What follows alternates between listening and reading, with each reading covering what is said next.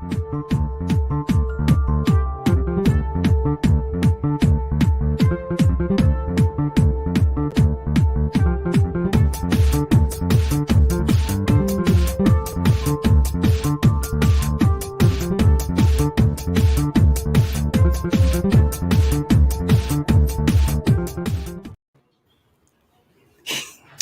hello, hello. Happy Thursday. Thursday of Unique Career Spotlight. I'm Laura Torres with Blue Star Careers. And as you know, this is a segment to bring you very unique career spotlights by military spouses who are really making it and killing it out there in our community, really advocating and drafting their own career trajectory. And by the way, this is a very special segment because we are celebrating military spouses all month long. And I am very proud and very excited, very honored that I have Miss Olivia with me today to help me celebrate military spouses, but also say thank you, Olivia, and congratulations. Happy Military Spouse Month, even though it's just one day, but month. So. Right back at ya. Yeah, we're all celebrating this month. Happy Military Appreciation Month to everyone tuning in. Yeah, I love this. Laura, I can't think of just a better advocate, a greater advocate for our military spouse community. So thank you. And who in the world is calling me at this moment? But thank you for everything you do for our community, Laura. I appreciate you so much. Thank you. And I appreciate you back at you too as well. And, and that happens to me all the time when I go live, that I get those notifications like, oh, she's on. That's calling me. But we're here to talk about your unique career trajectory. And I am very, very excited to really figure it out a little bit about what you do, because you have multiple titles, multiple trajectories that you have done over the course of years. And even today, you do multiple things. So tell me a little bit more about your career journey, whatever you think fits in within our military spouse community. Yeah, so I don't think that my story is particularly unique for our community. You know, I've lived a million places. I've done a million different things. Most of it has been on a volunteer basis, like so many other military spouses. What got me started, if you know me on LinkedIn, you know I'm known as the ukulele lady, right? So I know, and I love the ukulele. I've been teaching, or at least I was before COVID, and when I made the pandemic pivot like everybody else. But I had been teaching for about 5 years, the ukulele to students of all ages. I was actually a traveling ukulele teacher, so I would go into the homes of students, homeschooled students, families with lots of children. And Laura, you disappeared from my screen. I was talking to your face and now I can't even see your face. It's because I put you solo. I really wanted to listen to you. I want to talk to a person. But okay, tell me about your journey then. Yeah, no. So I was a traveling ukulele teacher. So I would actually go into families' homes and it was so fun. So we'd sit down in little circles, me and the kids, and I would teach them how to play the ukulele. And sometimes the mom would join us, and then we'd all be playing the ukulele. And it was just such a wonderful time to really connect with those families and teach them all this instrument that I believe is accessible to almost everyone. I mean, it's an easy instrument to play. For little kids all the way up to, older adults. I mean, it's almost like the perfect instrument. And so it's kind of been my mission in life to just get everyone playing. So, but then we hit this pandemic, right? And so I stopped teaching pretty much everything. I mean, everything got shut down, right? So I stopped teaching. And I was at home, right? And then so what brings me to today? Let's full circle this. So it's been over a year now since I've taught the ukulele, and I do miss it. I really do. I envision teaching workshops for the community once it's safe for all of us to get together publicly again. I would love to do workshops for my military community. I would love to do family workshops for spouses, service members, and their children, because I truly believe it's a magical instrument and it really can change lives. So, but yeah. My little one, she's 10, going on 11 now this summer. She came to me, obviously, I would say about halfway through the fall, last fall, and said, Mom, can you believe this? And she showed me a video. She's a big YouTuber watcher. She loves to watch instruments and people playing and singing, all that stuff. So that was her best, I guess you could say, downtime during the pandemic, not being able to go anywhere. She was on YouTube watching individuals sing the piano, sing and do all this. And then she came out, she's like, oh, I would love to be able to learn the ukulele instrument, Mom. Do you think that's really easy? It's really cool. So you have a student, if we ever cross paths, to be able to sign up for your class, so that you can do that. But you were able to design and do this as an instructor for this particular. How were you able to fit this and find it to be a good fit for you? Well, so I was a homeschooling mom. So I was a stay-home homeschooling mom. I actually started teaching at my daughter's homeschool co-ops. So through doing that on a volunteer basis, I developed curriculum. I learned good processes. I learned good methodology for how to teach, how to come down to a student's level who needs, sort of a different approach. I learned all of that through practice, through just sort of like just diving in and just saying, all right, I'm going to give this a shot. I don't know if it's going to work, but I'll give it a shot. And it did work. It worked beautifully. It was a great experience. And so I just kept teaching. At anytime we were in Ohio, we were in Georgia. Every time we moved, we joined new homeschooling co-ops, newer homeschooling communities. And so I would teach in all of those communities. And so I like to think that I've created and left like little ukulele armies. Like everywhere I go, I leave these little ukulele armies, because I'll teach the kids, or I'll teach the parent, and then they'll teach their friends, and then before you know it, they're sending me videos of like them and like 6 or 7 of their friends sitting in a circle playing a song, and I'm just like, this is so fantastic. Like this is my dream come true, is to just spread that joy, everywhere. And so I do hope to eventually, keep spreading the joy, but maybe in a different way. I don't foresee myself teaching again in that capacity, but I absolutely would love to do workshops again, like, day-long workshops or whatever, sure, so that I can just, teach people just sort of the basics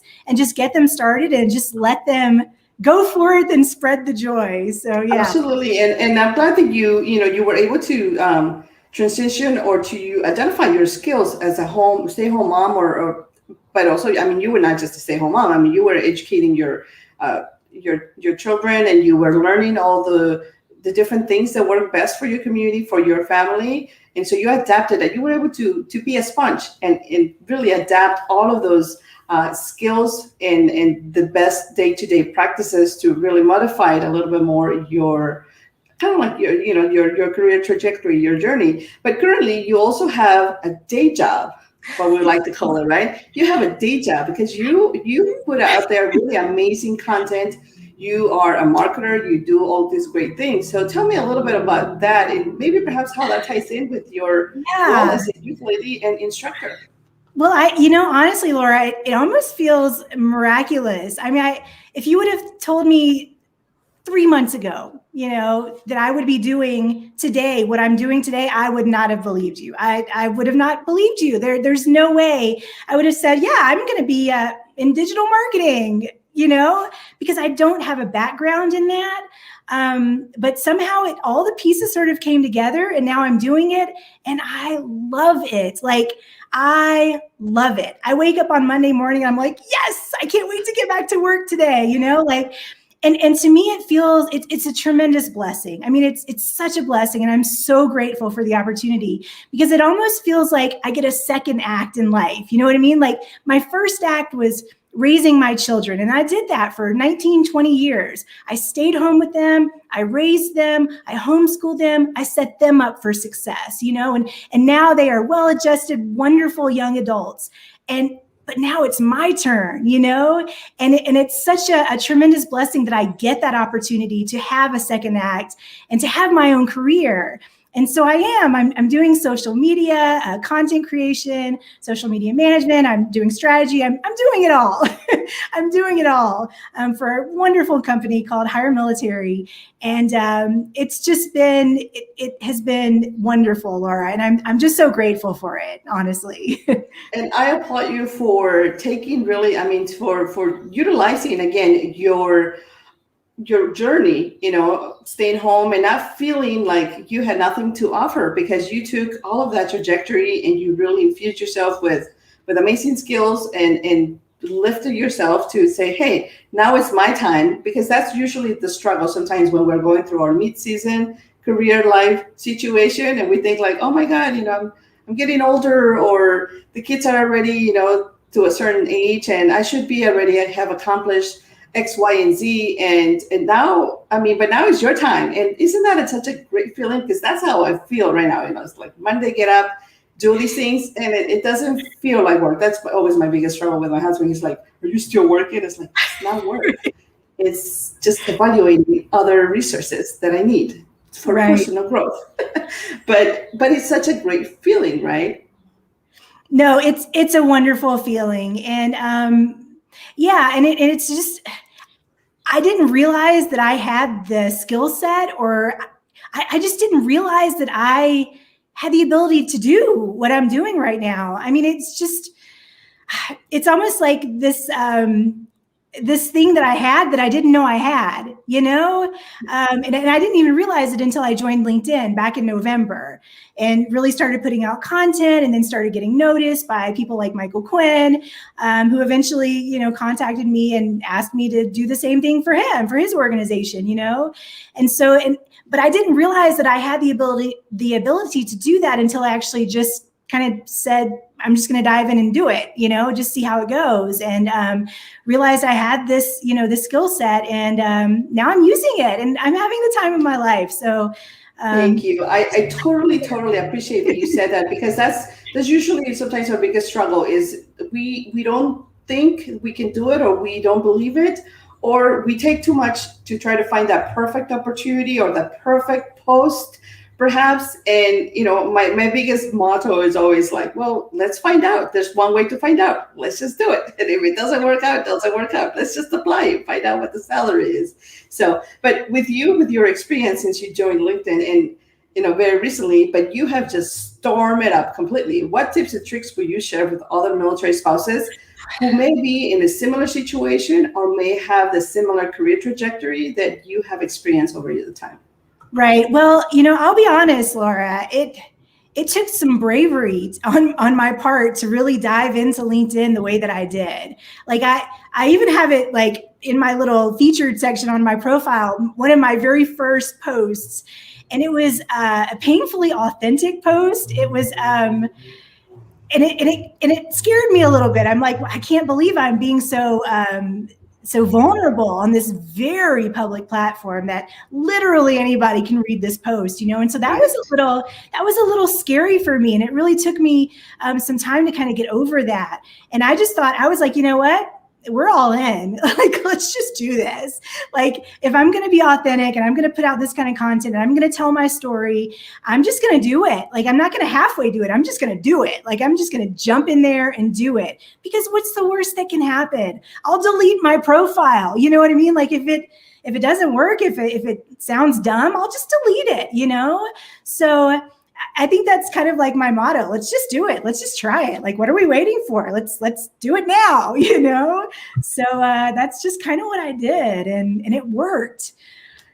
So just do it. Just go for it. And again, the worst thing that can happen is just delete the profile and start all over again with a new email address. That is just get a fresh start. If that can happen, really, believe me, I can tell you that it can happen. So, but with that being said, what's next for you in your career? What do you see yourself in the next few months? And I know it's kind of early because you are enjoying such an amazing career trajectory right now.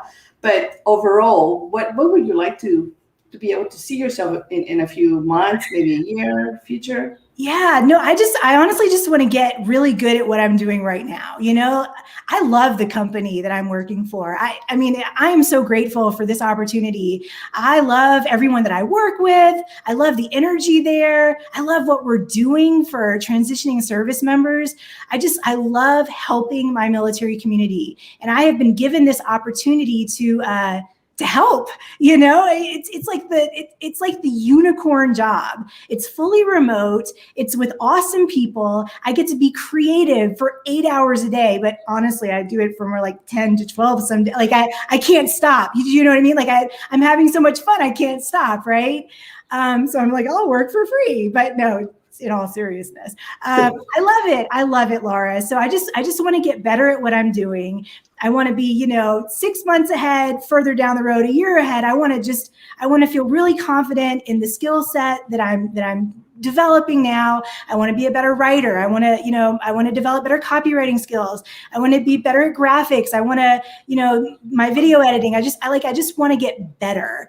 And it's great that I have this opportunity to really practice that craft, I love that. And that speaks a lot also about your employer, your current employer who's supporting you, that they're allowing you to have that personal growth and you experimenting with your ongoing just development, right? Because that's really crucial sometimes when you are part of a company culture in a community that allows you to, like you said, you didn't have to come in like as a, super master content writer, because there's companies out there that you must have X, Y, and Z years of experience and all these things. And it's so intimidating.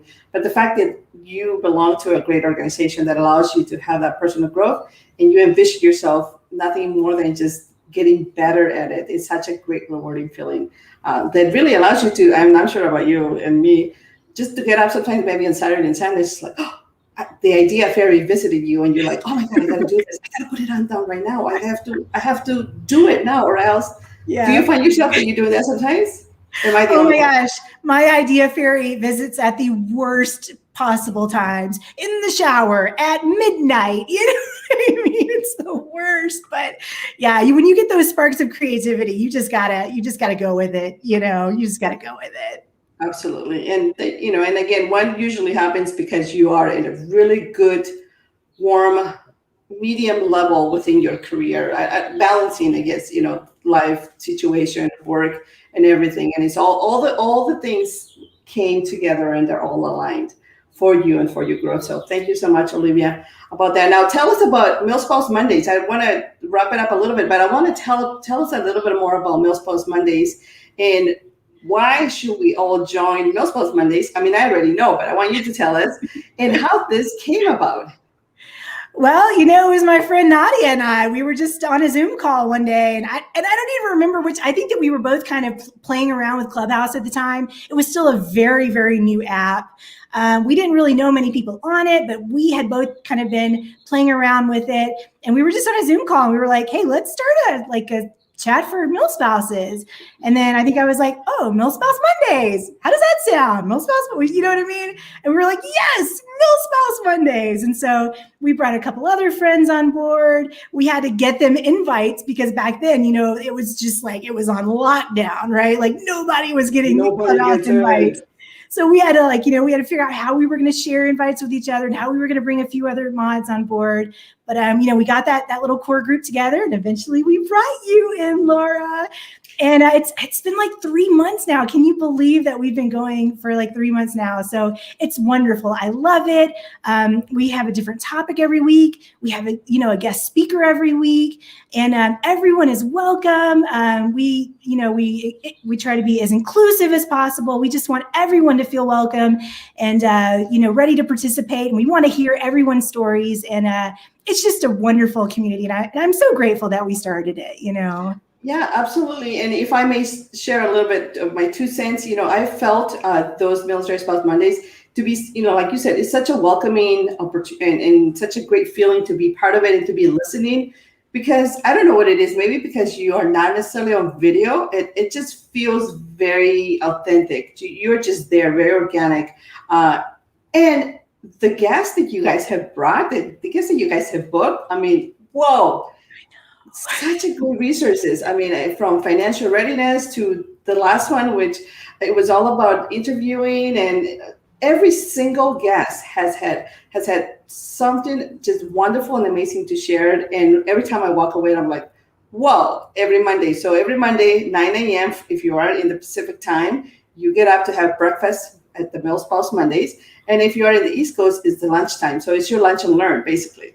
That's what it is. So, okay, cool. All right. So let's wrap it up, Olivia, because I know you probably want to go out and have some amazing dinner right now. But anything else we can do? How can we best support you? And how can we best connect with you? Or anything else in general to wrap us up? No, I just want to encourage all the mill spouses. You guys come to LinkedIn. Just really come to LinkedIn. Laura's there. I'm there. I mean, we have such a wonderful military community that's growing every day on LinkedIn, and we're there to help each other and elevate each other and get each other plugged in with career resources and opportunities. So do not fear the LinkedIn. Just come on over, reach out to me, reach out to Laura, and we'll set you on the right path. So hope to see you there. Absolutely. So yes, come on over, be your authentic self, be organic. Don't worry if it doesn't work out, we'll delete it and start all over again. We'll help you and we'll support you. So thank you so much, Olivia, for sharing your very unique career spotlight. Love to be able to one day see you play. So maybe you can record that for us one of these days and go live. But for now, thank you so much for sharing your unique career spotlight. Thank you. Bye, everybody.